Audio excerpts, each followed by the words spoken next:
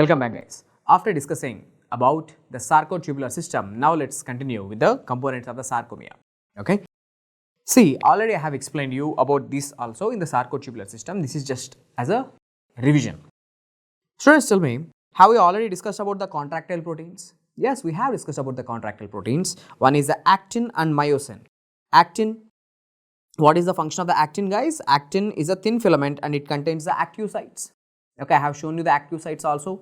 And what about the myosin? Myosin is the thick filament. Okay, myosin is the thick filament. It contains what? Myosin heads. I have shown you the myosin heads will go and bind with the active sites and pull the actin filaments towards the M line. Next, myosin heads are the places where we have the ATPase activity. We all know muscle contraction is an active process. ATP is required. So, where exactly this ATP is going to break down? It's in the myosin heads.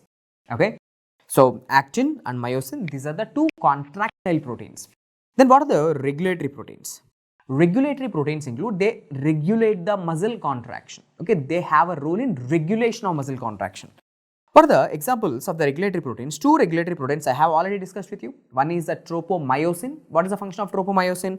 Tropomyosin, it covers the active sites. Okay, usually when the muscle is not contracting, the active sites are not exposed, they are closed. So, active sites are closed by the tropomyosin. And what about the troponin? See, the troponin, especially troponin C. Okay, troponin C binds with what? Calcium. What are the calcium that is released from the sarcoendoplasmic reticulum, from the RVR channels? The calcium will come and bind with what? The calcium should have to come and bind with the troponin C. So, what the troponin C will do? The troponin C is going to remove the tropomyosin away so that the active sites are exposed. For your exam, the point which I want you to know is this: a troponin, it is absent. Okay, troponin, it is absent in smooth muscle. So, again I am noting this point, a troponin is absent where? Troponin is absent in smooth muscle. Then who binds with the calcium? I have shown you, it is a troponin C which binds with the calcium in the skeletal muscle. But if the troponin, if it is not there in the smooth muscle, then who will bind with the calcium?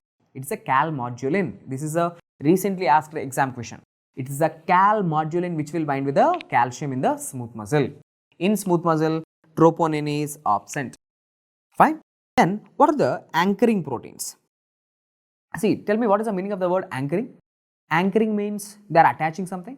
Okay, they are keeping the sarcomere intact. They are attaching one filament with the other filament. For example, look at this desmin. What is this desmin doing? Desmin attaches the Z line. We know periphery of the sarcomere is the Z line. Desmin attaches the Z line with what? Z line with the sarcolemma. Z lines are not floating within the cytoplasm, right? They have to be attached to something. So, Z lines are attached to sarcolemma with the help of a glue called as desmin. Okay, and never forget, desmin is a intermediate filament. Okay, desmin is a intermediate filament. It is present in the skeletal muscle.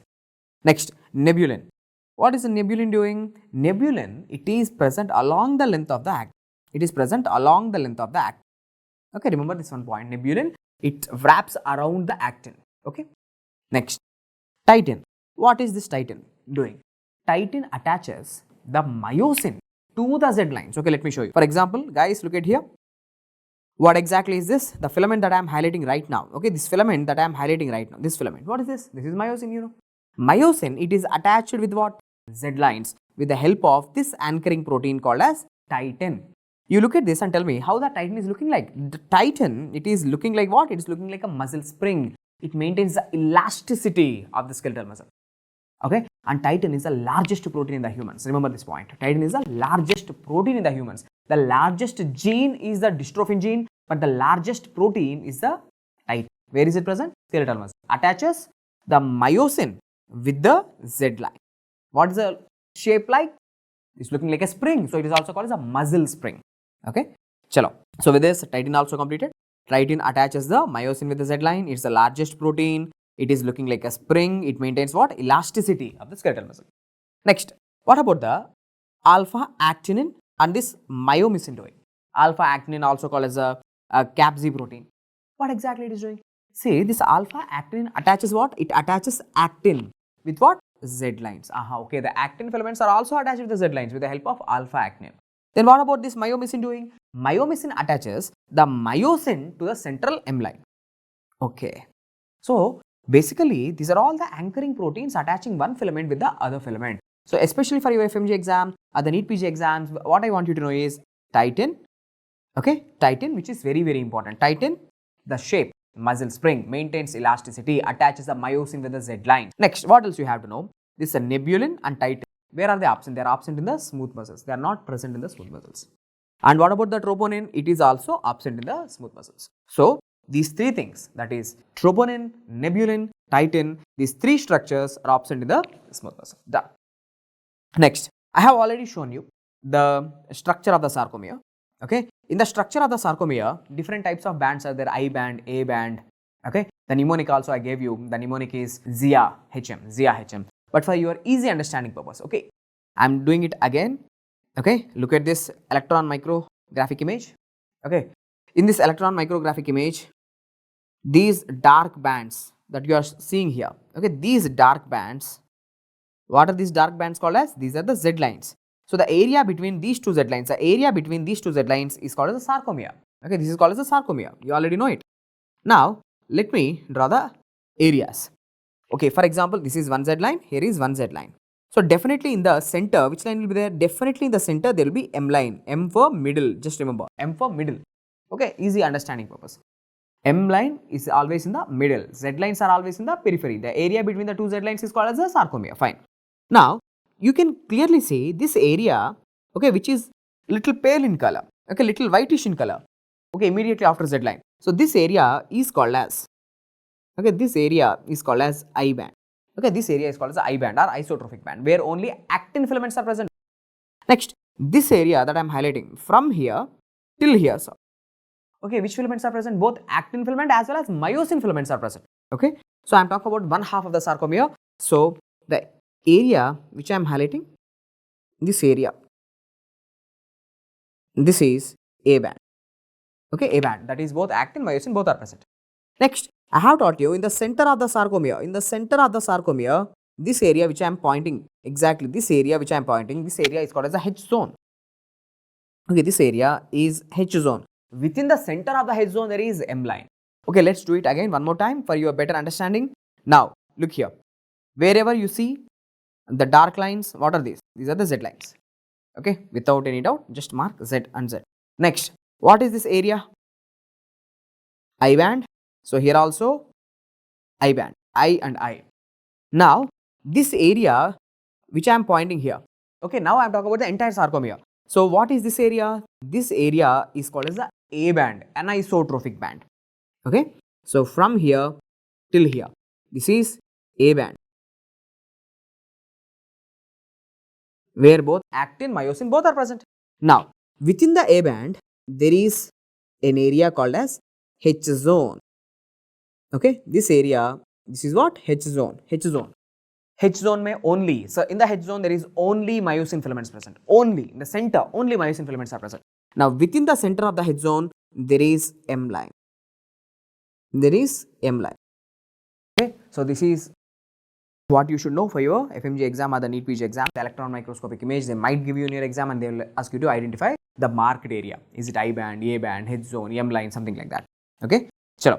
Having discussed the structure of the sarcomere, I have explained you what are the different areas. There is periphery, may always Z lines are there, in the periphery Z lines, in the center always M line is there. A band for anisotrophic band, where both actin and myosin filaments are present. I band stands for isotrophic band, only actin filaments are present. H zone, only myosin is present. Done. Okay, sir, fine. But whenever a muscle contracts, definitely these areas are going to change. Okay, they might decrease in the length or they might increase in the length. Okay, what happens? So, when a muscle is contracting, when a sarcomere is contracting, the two Z lines will approach each other. Everyone knows it. The two Z lines will approach each other. So, the Z lines comes close together. And what happened to the H and I? Remember, like hi. Okay, hi, we say someone hi. Okay, so something like that. H and I decreases in size. Okay, H and I, high.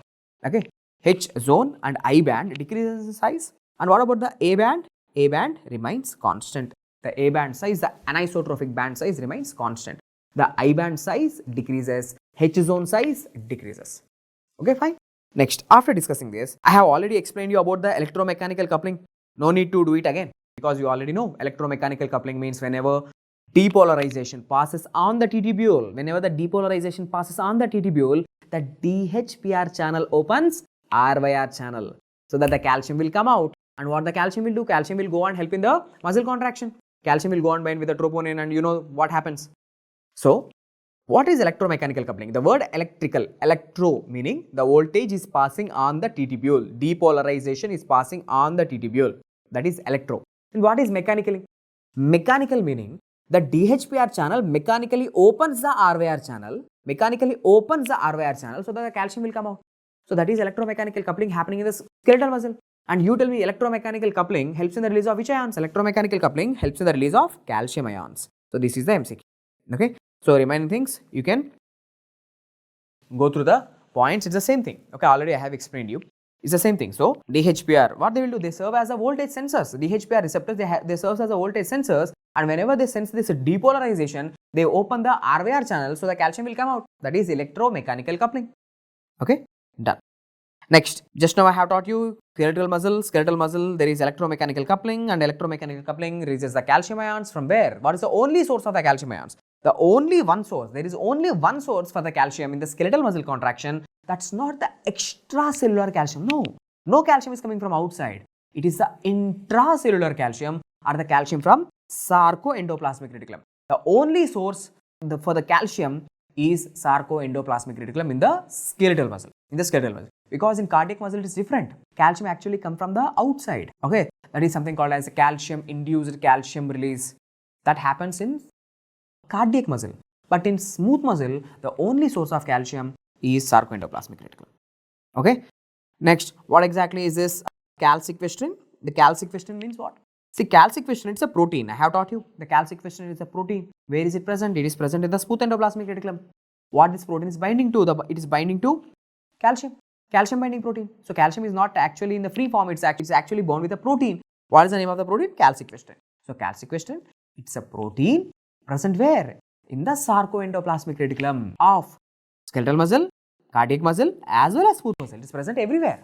And what is binding to? It is binding with the calcium. Then what about the calreticulin? So this is also calcium binding protein in the sarcoendoplasmic reticulum, but it's only present in the smooth muscle. It's absent in the skeletal muscle.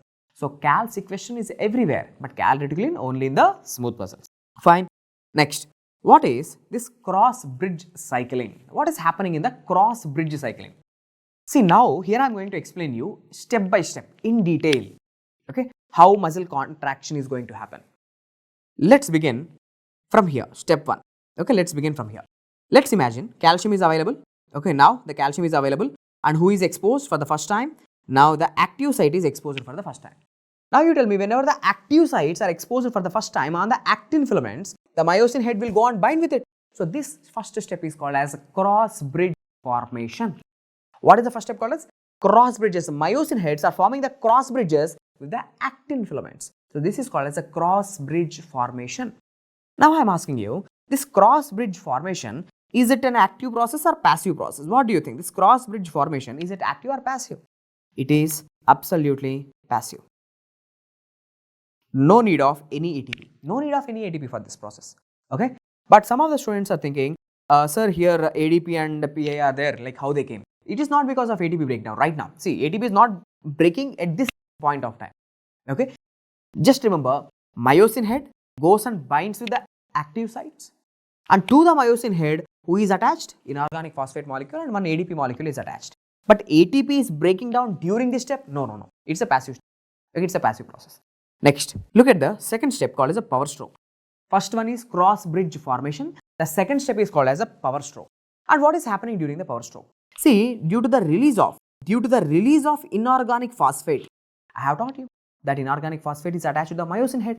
Whenever this inorganic phosphate is removed, it is released, the myosin head, which was in high energy state or the cocked position, now it's going to bend. Because of the release of the inorganic phosphate, the myosin head is going to bend down. It's going to bend.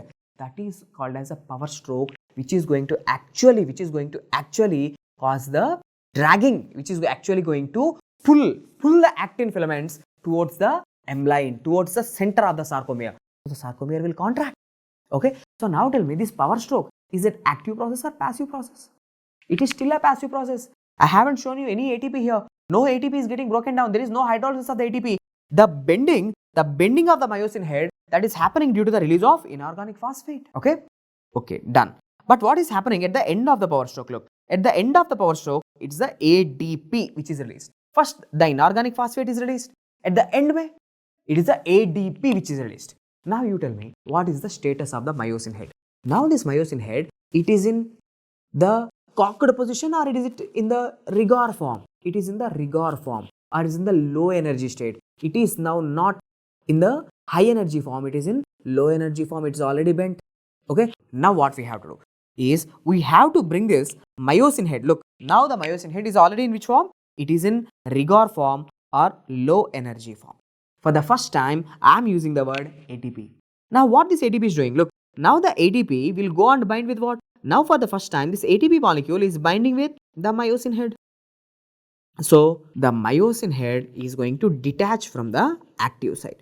I have taught you, here is the active site. Now for the first time, the cross bridge is going to break down. So tell me, binding of a new ATP molecule is going to cause the cross bridge detachment. But you look at the myosin head, still it is sad. Still it is sad. Why? Because still it is in low energy form. Still it is in low energy form. It is just detached. It is just detached. It's not going back to the high energy form. So to bring back this myosin head, to bring the myosin head back to high energy form, for the first time, I am breaking the ATP. Actually, this is the active stage where the ATP is getting hydrolyzed. So the ATP will be hydrolyzed into ADP and inorganic phosphate, so that the myosin head, which was in the rigor form, it will go back to the cocking position, to the high energy state. So look carefully here. Now you will understand why here the inorganic phosphate and ADP are there, because of the ATP breakdown. Okay, bringing back the myosin head to which form? The high energy form. Now it is ready to go and bind to one more active site. If the calcium is still available, now it will go and bind with one more active site and will cause one more power stroke. Okay, so in a second, this cross bridge cycling will happen 5 times. That is attachment, power stroke, detachment, high energy form, again attachment. So in a second, this cross bridge cycling can happen up to 5 times if the calcium is available. Okay, so these are the in detail steps of the cross bridge cycling. First one, cross bridge formation, power stroke, next cross bridge detachment, and again going back to the high energy form, myosin head going back to high energy form due to ATP hydrolysis. Okay, so with this cross bridge cycling also completed, here are the 4 steps. Look carefully. The myosin head, what it is doing? So the myosin head, it will go and forms the cross bridge with the actin, the first stage, cross bridge formation. Next, during power stroke, during the power stroke, the myosin head bends and who is released? First the inorganic phosphate is released, later the ADP is also released. Both are released. Okay, you tell me what is happening during the power stroke. So during the power stroke, ADP is released, inorganic phosphate are released. Okay, that's it, what is happening during the power stroke. First inorganic phosphate, later ADP. Next, now after the power stroke, you know the myosin head is in the bent form, low energy form. So the new ATP molecule attaches to the myosin head, causing the cross bridges to detach, cross bridge breakdown, cross bridge detachment. Requires a new ATP molecule. And now what is happening to this ATP molecule? The ATP will undergo hydrolysis, the myosin head. Because of the myosin ATPase activity, the myosin head breaks down the ATP, so that the myosin head will go from the rigor form to high energy form. Okay, the ATP hydrolysis to ADP and phosphate, which will return the myosin head to cocking position, high energy form. Okay, so with this, successfully we have completed the cross bridge cycling, and with this, the skeletal muscle physiology topic, the contraction of the skeletal muscle is completed. Hope the video is helpful. Thank you.